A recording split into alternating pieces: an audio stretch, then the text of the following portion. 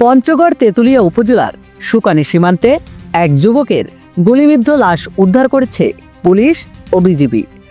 শনিবার 16 আগস্ট সকালে করতোয়া ও শাহ নদীর মিলনস্থল থেকে লাশ উদ্ধার করা হয়। তাকে আজকে লোক মারফত খবর পাওয়ার পরে আমরা এখানে এসেছি, আমার টিম আসছে, তাই পানিতে ভাসতেছি। দেখা গেল তার পিছনে সে গুলি খেয়েছে। পিছনে গুলি খাওয়ার পরে সে মুখের সামন দিয়ে চোখ দিয়ে বাহির হয়ে চলে গেছে গুলি। এটা একদম ক্লিয়ার যে সে গান শুটিং হয়েছে, ক্লিয়ার বোঝা যাচ্ছে।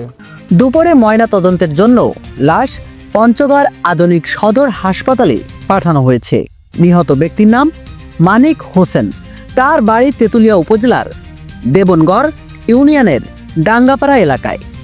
স্থানীয়রা জানায়, গত বৃহস্পতিবার ভোরে সীমান্তে গরু আনতে গেলে তাদের লক্ষ্য করে গুলি ছোড়ে বিএসএফ।